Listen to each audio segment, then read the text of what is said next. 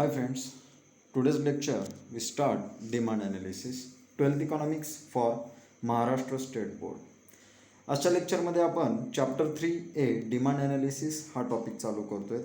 याच्यामध्ये 12वी इकॉनॉमिक्सचा जो तिसरा टॉपिक आहे डिमांड ॲनालिसिस हा आपण घेणार आहोत. ओके, तर जाऊयात सगळ्यात पहिल्या कन्सेप्टकडे. Demand analysis means what.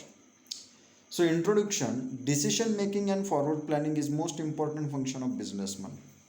बिझनेसमनचं सगळ्यात महत्त्वाचं जे फंक्शन आहे त्याच्यामध्ये decision making and forward planning is most important function of businessman. However both the functions can't be performed without the knowledge of market. बिझनेसमॅनला हे फंक्शन्स जर करायचे असतील, ह्या फंक्शन्सवरती जर काही परफॉर्म करायचं असेल, विदाउट नॉलेज ऑफ मार्केट तो घेऊ शकत नाही. He must have knowledge of the market, demand, condition, availability of raw material etcetera. त्याच्याकडे सर्व गोष्टीचं नॉलेज असणं गरजेचं आहे. Okay, he must have the knowledge of the market, demand, condition, availability of raw material etcetera. The businessman should be familiar with the concept of demand and various types of demand. Therefore, in this chapter we will study the concept of demand and its various types. ॲक्च्युअलीमध्ये आपण बुकमधलं पाहिलं की बुकमध्ये खूपच different प्रकारे दिलेलं आहे आणि आपण याच्यामध्ये जो पाहणार आहोत याच्यामधलं डिफरंट एक्सप्लेनेशन आहे. याच्यामध्ये जे एक्सप्लेनेशन घेतलेलं आहे आपण हे एकदम डिफरंट एक्सप्लेनेशन आहे. ओके, तर जाऊया पुढच्या कन्सेप्टकडे. याच्यामध्ये आपण इंट्रोडक्शन काय पाहिलं तर बिझनेसमन फॅमिलियर राहिला पाहिजे. त्याला परफॉर्म विदाऊट, त्याला जर फंक्शन्स करायचे असतील बिझनेसमनला, तर त्याला त्याच्यातल्या कन्सेप्ट्स माहिती असल्या पाहिजे, की नॉलेज असलं पाहिजे मार्केटमध्ये डिमांड कशा प्रकारे, कंडिशन काय मार्केटची, अवेलेबिलिटी ऑफ रॉ मटेरियल किती आहे त्या मार्केटमध्ये, ह्या सर्व गोष्टीचं नॉलेज त्याला त्याच्यामध्ये असलं पाहिजे. The businessman should be familiar with the concept of demand and various types of demand. त्यामुळे या टॉपिकमध्ये आजच्या लेक्चरमध्ये आपण हा टॉपिक डिस्कस करणार आहोत. जर पुढच्या कन्सेप्टकडे, meaning of demand. Meaning of demand म्हणजे काय? Goods are demanded because they have utility. आपण डिस्कस केलं तच पहिल्या टॉपिकमध्ये. गुड्स डिमांड काय केले जातात? कारण त्यांना युटिलिटी असते म्हणून. Demand is that quantity of commodity which a person is ready to buy at a particular price and specific period of time. Demand म्हणजे काय? Is that quantity of commodity. Demand is that quantity of commodity which a person is ready to buy at a particular price and specific period of time. So utility is base of demand. म्हणून utility काय? Base of demand. Demand is a relative concept. Demand is a relative concept. Utility is a base of demand. Second point, demand is a relative concept. And third point, reference of price and time is necessary for demand. म्हणजे price आणि टाईमचा reference पण डिमांडसाठी necessary आहे. आपण या concept पाहिल्या. डिमांडचे point तर तसे 5 आहेत. एक पहिल्यांदा willingness to pay. Okay, means desire, willingness to pay and ability to pay. त्याच्याबरोबर स्पेसिफिक प्राईस आणि गिवन पिरियड, हे पण पॉईंट त्याच्यामध्ये येतात. पुढचं आहे factors affecting on demand oblique determinants of demand. PRYTEO. कोणते कोणते फॅक्टर डिमांडवरती इम्पॅक्ट करतात, ह्या कन्सेप्ट आपल्याला पाहिजेत. म्हणजे तुमची डिमांड कमी जास्त होण्यामध्ये या फॅक्टरचा पण घटक असतो. याच्यामध्ये डिमांड चेंज होण्यावरती या फॅक्टर्सचा पण इम्पॅक्ट पडत असतो. कशा प्रकारे पडतो यांचा इम्पॅक्ट? सगळ्यात पहिला आहे प्राईस. इम्पॅक्ट कोण कोण पाडतं? PRYTEO. P means price, PR means prices of related goods, Y means yield means income, T means taste, E means taste, habits, likes, dislikes, etc. E means expectation, O means other factor. So let's we discuss about the first P, price. Price is most important factor that affect demand. Directly तर प्राईसवरच आहे. Law of demand जो आपण पाहणार आहोत तो directly प्राईसवरतीच dependent part आहे. So price is most important factor that affects demand.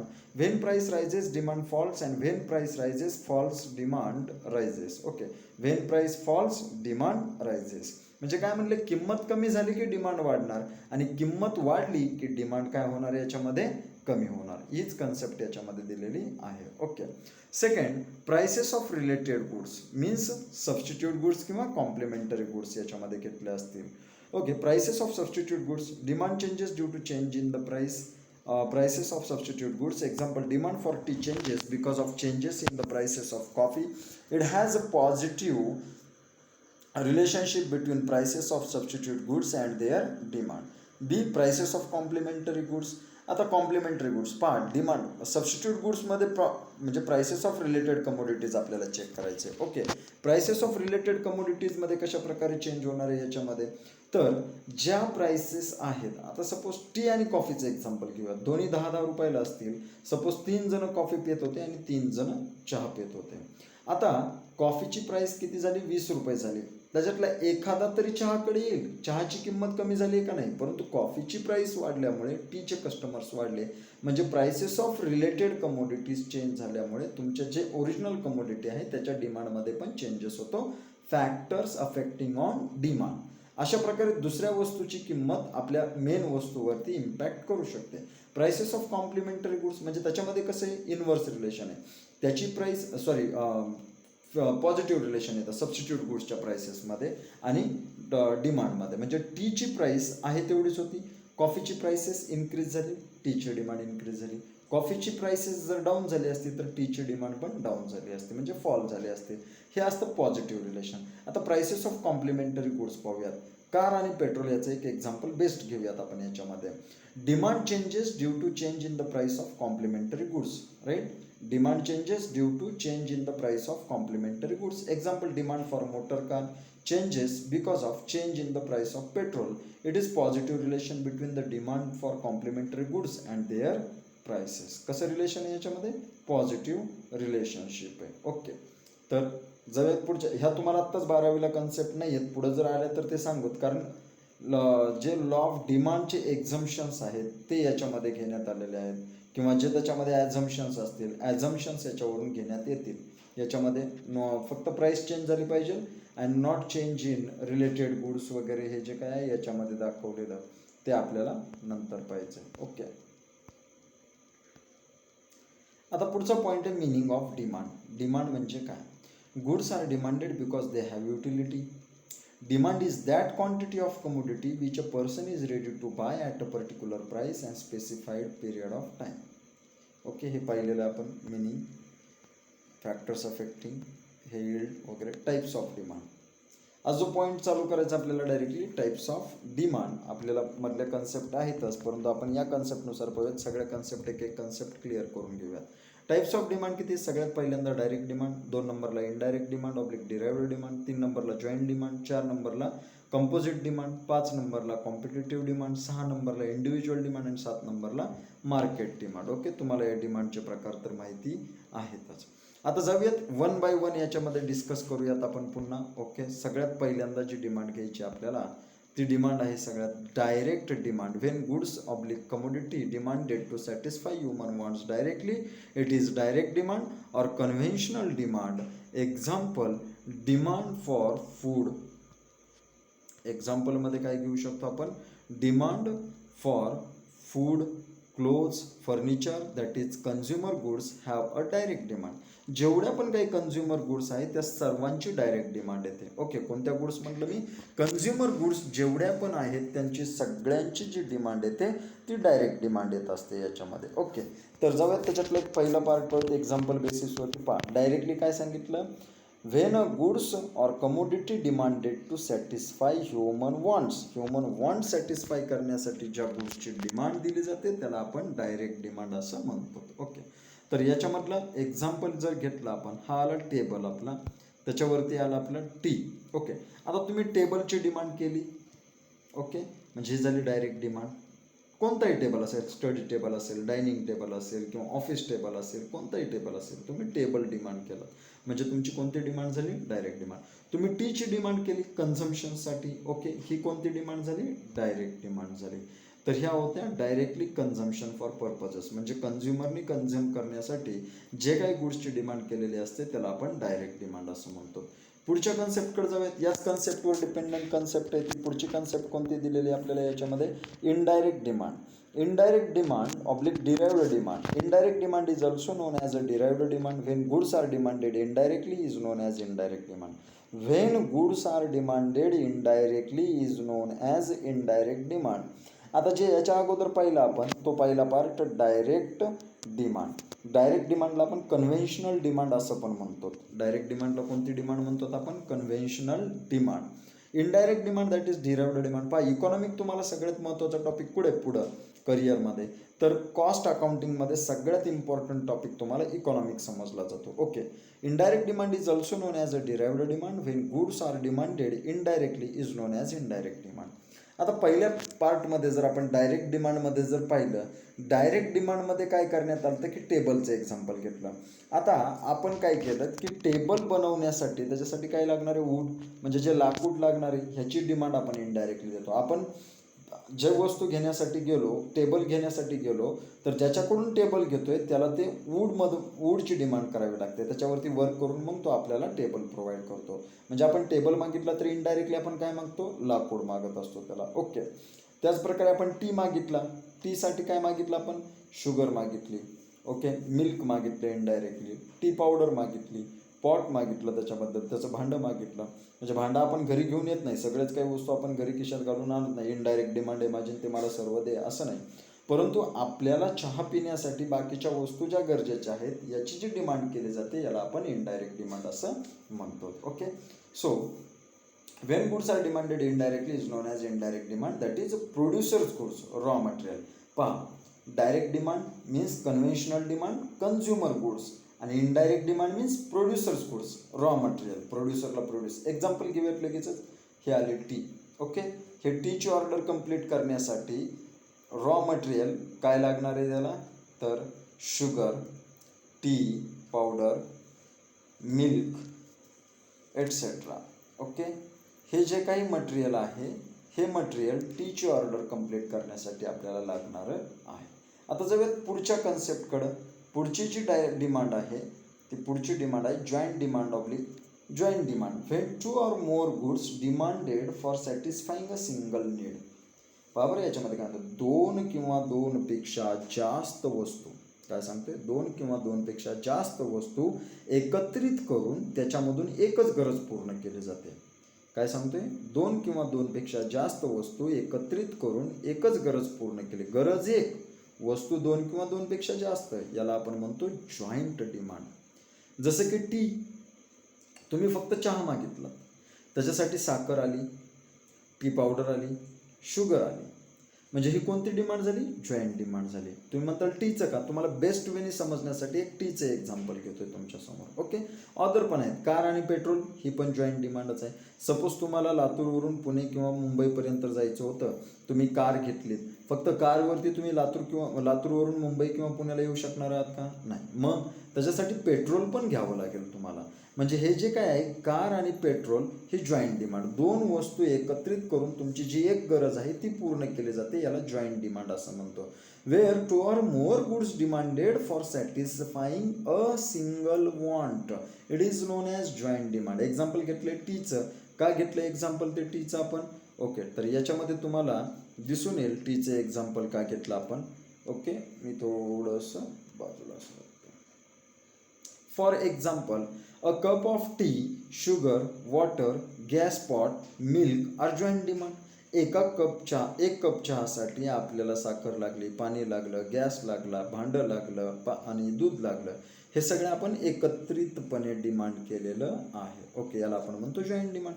दुसरं एक्झाम्पल घ्यायचं म्हटल्यानंतर पाहिजे हात दिसेल तुम्हाला, त्या हातामध्ये काय, पेन.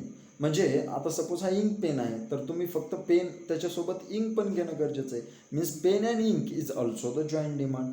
तुमची लिहिण्याची गरज पूर्ण करण्यासाठी तुम्हाला एक पेन आणि त्याच्यामध्ये इंक टाकावे लागलं, जसं की आम्ही व्हाईट बोर्डवर लिहित असतो त्या प्रकारचा पेन जर घेतलं, पेन आणि इंक, ही जॉईंट डिमांड झाली. ही कोणती डिमांड झाली, जॉईंट डिमांड झाली. ओके.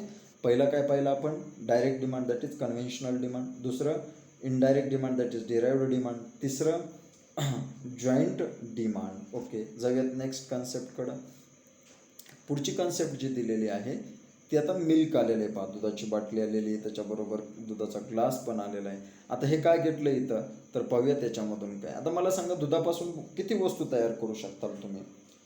दही, ताक, तूप, लोणी, आणखीन बऱ्याचशा वस्तू तुम्ही त्याच्यापासून बनवतात. कुठे कुठे म्हणजे काही बनवताना घरामध्ये मम्मी नाही, त्या वस्तूमध्ये दुधाचा मॅक्झिमम यूज होतो तुमचा. ओके. आत्ता सध्या तुम्ही जो मोबाईल फोन पाहताय तो कशामुळे चालतोय तुमचा, तुम्ही म्हणताल मोबाईल फोन आहे, आमच्याकडे रिचार्ज आहे म्हणून चालतोय. बरोबर आहे. परंतु सगळ्यात महत्त्वाचं याला चार्जिंग आहे. ही चार्जिंग कशी होते? इलेक्ट्रिसिटीमुळे होते. तुम्ही टेलिव्हिजन सेट पाहत असताल, कशामुळे पाहतात? इलेक्ट्रिसिटीमध्ये पाहतात. ओके, इलेक्ट्रिसिटी आहे म्हणून तुम्ही ते पाहतात. फॅन चालू आहे तुमचा, कशामुळे? इलेक्ट्रिसिटी. फ्रीज चालू आहे, कशामुळे? इलेक्ट्रिसिटी. आता ही एकच वस्तू, तुम्ही इलेक्ट्रिसिटी ही एकच वस्तू डिमांड केली, परंतु त्याच्यापासून अनेक गरजा पूर्ण करताय. दूध ही एकच वस्तू तुम्ही डिमांड केली. कोणती वस्तू? ही दूध. हे इथं बाजूला दिसतंय पहा तुम्हाला, हे दूध एकच वस्तू तुम्ही डिमांड केली, परंतु त्याच्यापासून ताक, दही, दूध, लोणी, भरपूर अशा वस्तू, चहा, कॉफी, भरपूर अशा वस्तू तुम्ही त्याच्यापासून बनवतात. परंतु याच्यामध्ये ज्यावेळेस आपण डिमांडमध्ये जाणार त्यावेळेस याची कन्सेप्ट चेंज होणार. परंतु इथं ही जी डिमांड आहे, वस्तू एकच पण गरजा अनेक पूर्ण केल्या जातात. आधी कसं होतं? 2 किंवा 2पेक्षा वस्तू जास्त पण गरज एकच पूर्ण, त्याला जॉईंट डिमांड म्हणलं.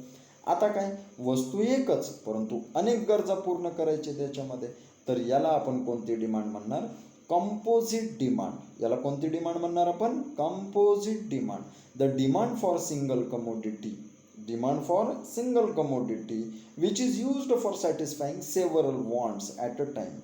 एकाच वस्तूची डिमांड करणं आणि त्या वस्तूला तुम्ही वेगवेगळ्या गरजा पूर्ण करण्यासाठी वापरणं म्हणजे composite demand. Example, okay, demand for electricity. एक्झाम्पलमध्ये काय घेताल तुम्ही? Demand for electricity or demand for milk. Okay, तुम्हाला त्याचं एक्झाम्पल दिलेलं आहे. जाऊयात पुढच्या कन्सेप्टकडं. पुढची कन्सेप्ट काय याच्यामध्ये? आता पुढची demand competitive demand means substitute demand. जसं की टी ऑर कॉफी आपण घेतलो होतं, त्याच्यामध्ये factors affecting on demand. Okay, P R मध्ये सबस्टिट्यूट गुड्स, 2 नंबरला कॉम्पिटेटिव्ह गुड्स. ओके, सॉरी, 2 नंबरला कॉम्प्लिमेंटरी गुड्स, या प्रकारच्या घेतल्या होत्या. तर competitive goods means substitute goods. When demand for commodity competes its substitute commodity. ज्यावेळेस डिमांड असते ही सबस्टिट्यूट कमोडिटीला कॉम्पिटिशन करत असते, त्याला आपण म्हणत असतो कॉम्पिटेटिव्ह डिमांड. जसं की मी तुम्हाला आत्ता सांगितलं, चहाची किंमत 10, कॉफीची किंमत 10. चहाची किंमत 10च राहिली, कॉफीची किंमत 20 झाली. चहाची डिमांड वाढणार ना, काही कॉफी पिणारे काय होतील? चहाकडे वळतील, कारण का तिथं सेव्ह होत आहेत त्यांचे 10 रुपये. म्हणून रॅशनल कस्टमर, कन्झ्युमर म्हणतोय, रॅशनल कन्झ्युमर चेंज होऊ शकतो. एखादा हॅबिच्युअल असेल, ज्याला सवयच आहे कॉफी प्यायची, तर तो कस्टमर कॉफीकडेच जाणार, तो कॉस्टचा विचार करणार नाही, तो रॅशनल नसणार, तो हॅबिच्युअल झाला. ओके, तर competitive demand when demand for commodity competes its substitute commodity. For example, tea and coffee have competitive demand. चहा आणि कॉफी दोन्ही ॲट अ टाईम तुम्ही डिमांड करणार नाहीत. रॅशनल कन्झ्युमर काहीतरी एकाचं कन्झम्पशन ॲट अ टाईम करणार तो, आणि ज्याची डिमांड करतो ती कॉम्पिटेटिव्ह डिमांड असते, एकमेकांच्या प्राइसेसवर, एकमेकांच्या क्वालिटीवर डिपेंडंट असते.